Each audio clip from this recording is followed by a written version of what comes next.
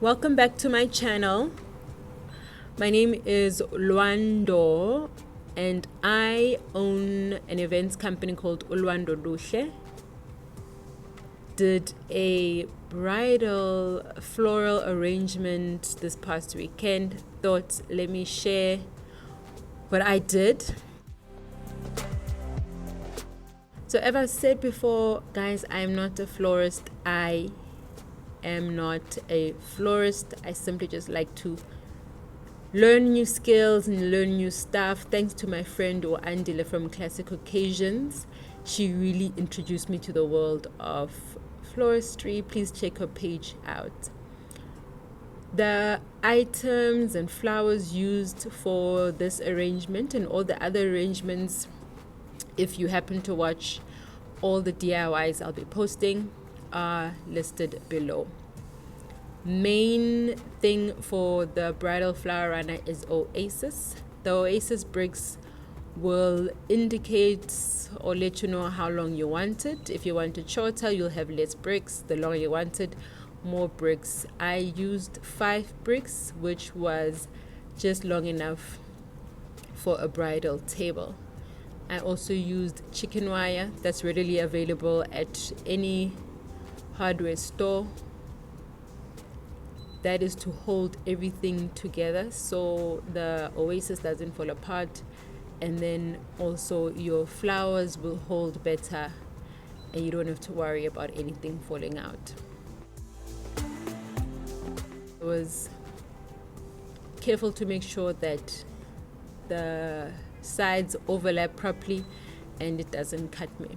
So make sure it's holding very tightly, guys, because you don't want this to move. You're basically building like a snake. So if you hold one part, the whole thing should move together. Nothing should move separately.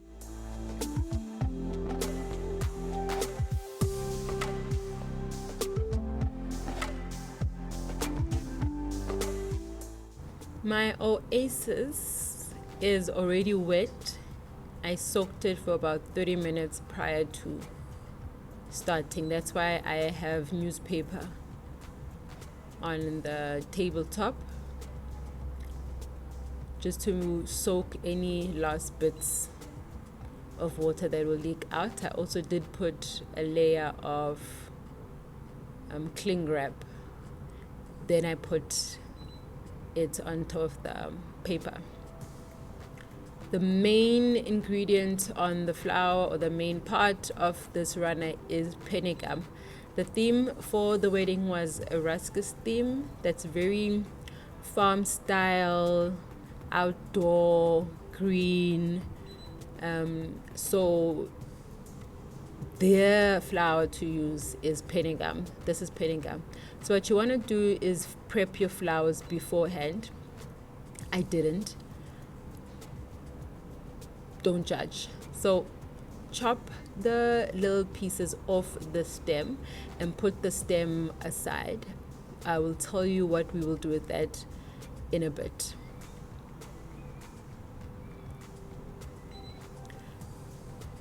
Ideally, like I said, you want to prep your flowers before, so that by the time you do start assembling the whole thing, I don't know what to call it, you just pick and place.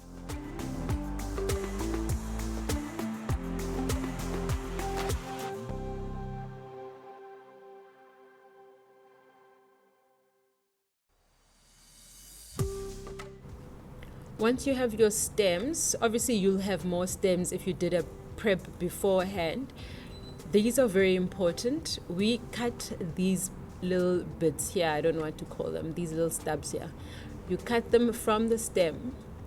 These we use to cover the sides of your Oasis. This is a trick Andile taught me, so that nobody can see through to the Oasis brick. So any point where someone can peep through the flowers, they only see a whole lot of greenery. Again, something you can do beforehand and then just pick and place. You'll see once I start placing them, I'm going to place them along the edge of the runner all the way across to the back, making sure that whole line is covered. And then on top, I'll place them sparingly for the flowers also to still have space to go in, but where there are gaps, there's greenery. Also note to place the stubs where there's spaces between the oases. It might just be hard to put flowers there. So whatever space you feel you need to cover up before you use the flowers, put penny gum. But go easy, you don't want to put too much. You still need greenery or space on the oasis to place your flowers. And that's what you do. This should take you more time to do, the prepping and the placing. But if you've done your prepping proper, this ideally should not take you long to put together. Prepping is where the hard work is. Once you've placed the little stubs, you go in now with the pieces that you cut off from the stem. The height or the length is up to you on how you want the circumference or the diameter. I don't know what to call it, like the roundness of it. It depends on you.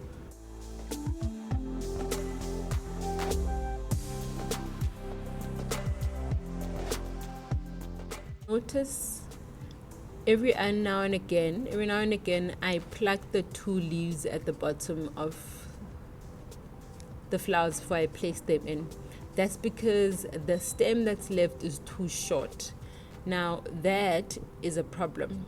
If the stem is too short, any movement, anytime you pick up your arrangement, the flowers will move and they will fall off. It's happened before. It's not nice.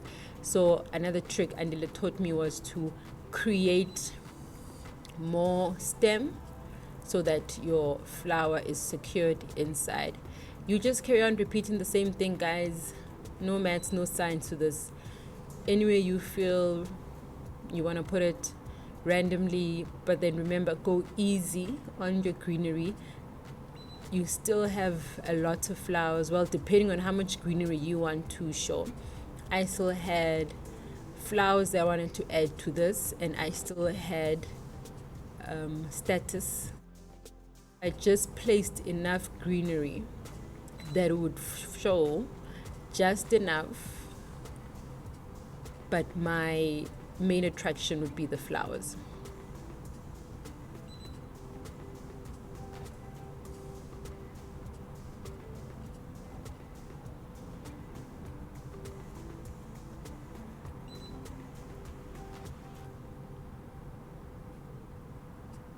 That is called a status, the flower.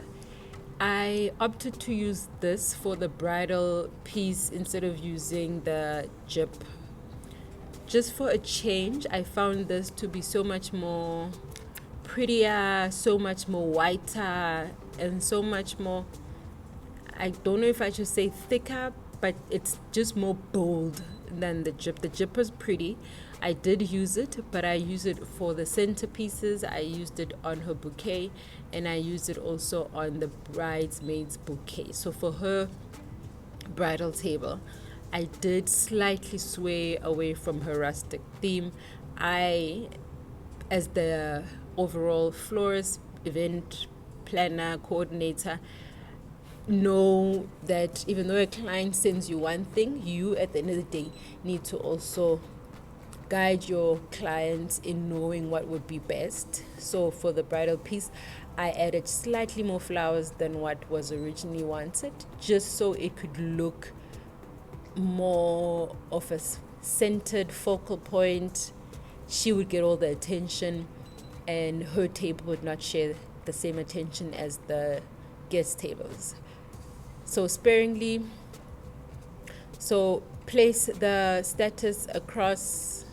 As you can see, you want to be very random about it. Don't work in one space for too long.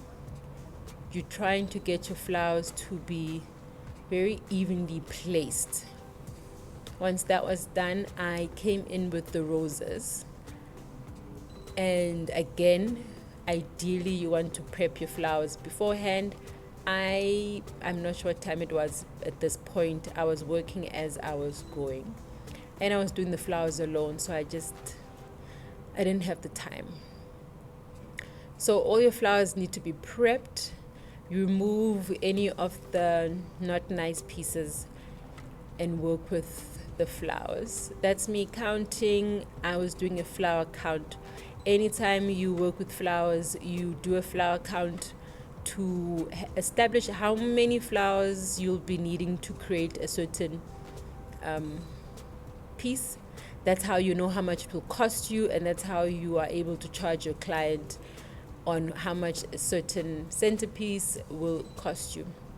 So far, that's how it looks. As you can see, very hard to look or see any part of the oasis.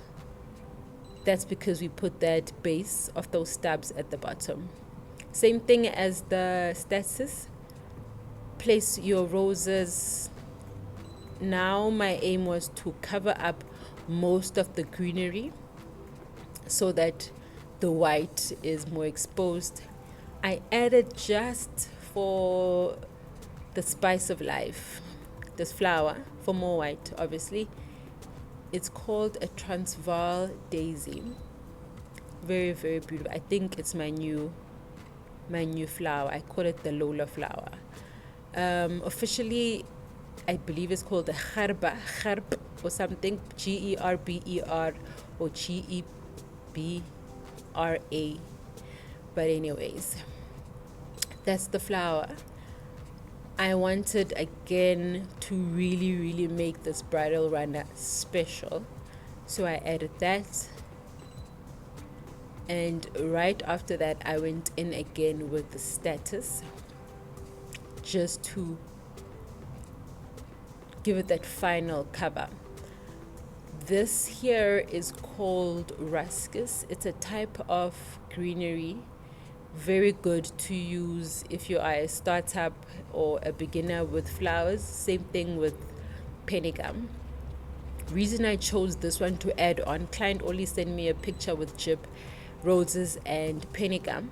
I wanted more life, I wanted more range. I just wanted something with a little bit of more pizzazz, a little bit of more life. So you chop it into pieces, as you can see, and you go around, oddly placing them.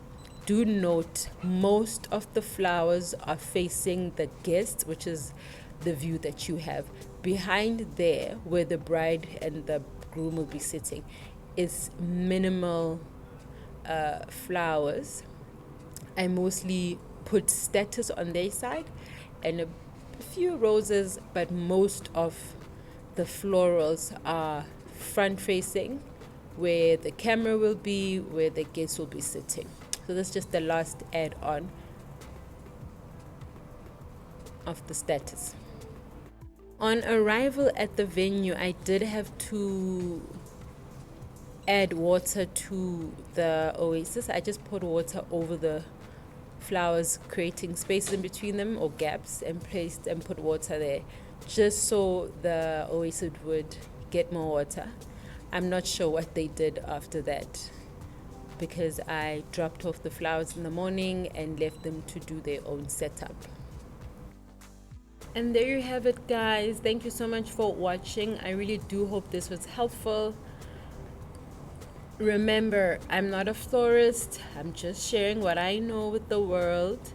Good luck if you plan on attempting this. My client was so pleased, even though I went slightly off the brief for her bridal table. She, along with you'll see the bridesmaids bouquets, oh, heavenly stuff. Thank you so much for watching. All the details on the flowers are below. Details for the florist is Jason's from Multiflora, which is in Joburg South.